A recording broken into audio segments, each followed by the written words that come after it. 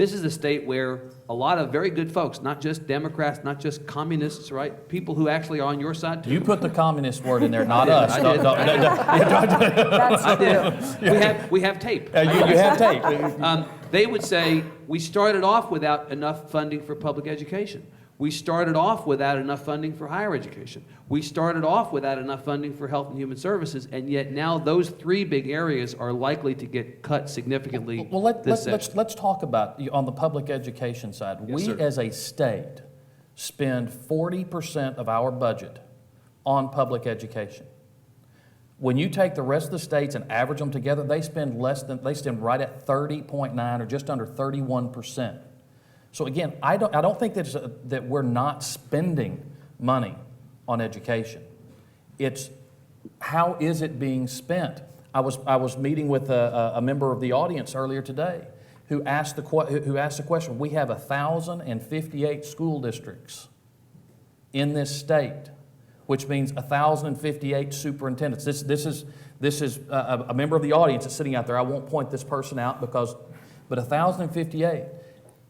This person's suggestion, why do we have so many school districts with that many superintendents, that many assistant superintendents, that many accounting departments, that many legal departments? There are efficiencies within the education system, both in public education and higher education, that we need to ferret out before we start looking at raising fees. Mr. Anderson, the budget that the TEA proposed and the budget that the LBB essentially is saying as a starting point is out there, there's a $10 billion gap over the biennium between the TEA. TEA is no one's idea of liberals. The TEA has asked for $10 billion more than the LBB says we have to spend. That's $5 billion a year. There are 5 million public school students. That's a cut of $1,000 per public school student or $20,000 per classroom. Do you believe we have that in the budget to cut? Yes, sir, we do, based on the current budget that has been presented by the Appropriations Committee. So you think that we have been spending $1,000 per public school student more than we need to get our public school kids to the point where we want to graduate them into good colleges? No, sir. Evan, please don't put words in my mouth, because there are areas within the education system that are not core functions. Not instructional. That are not costs. instructional, which, that's what we have got to get back to basics. We must get back to basics. And that means we need to educate. I have 3 children in public education system.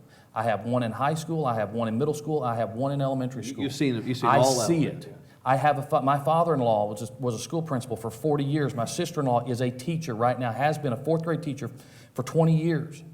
I see this, and I hear from the school teachers saying, can you please help us? Can you please help us?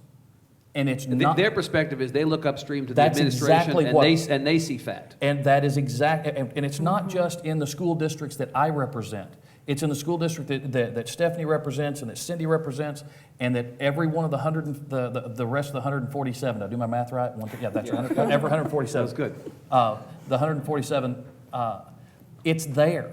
Right. We just have to find it. Ms. Carter, do you agree with that? You think that there is, I mean, again, in fairness to Mr. Anderson, he's not suggesting $1,000 per kid, but it does average out to be $1,000 per student enrolled in the school of cost that would need to be cut, whether it's instructional or administrative. So you think that money is there? Absolutely, I do. I think we have a lot of inefficiencies in the administrative side.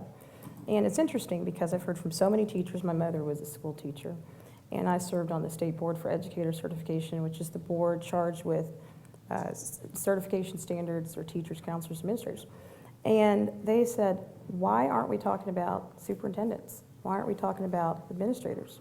Why is it that in Beaumont ISD, and nobody here represents Beaumont, so that's, the superintendent is making $356,000 a year. In fact, among the highest paid, if not the highest paid school superintendent in the state. And it's a very tiny not the largest school district. Right.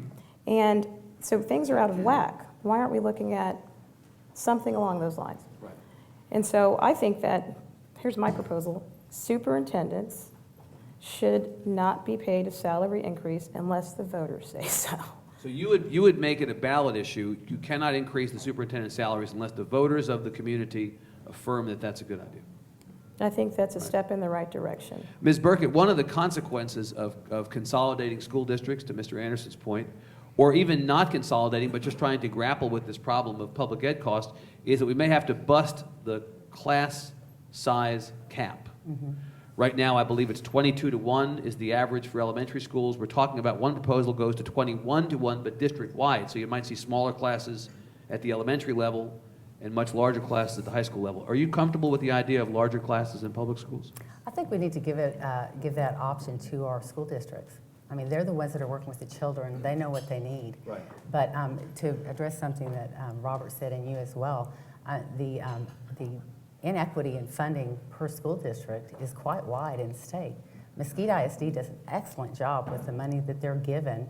We're about $2,000 less per student in our school district than even Garland and Sunnyvale, which is right next to us. Right. And So you'd like to see the school finance system essentially scrape the lot and rebuild?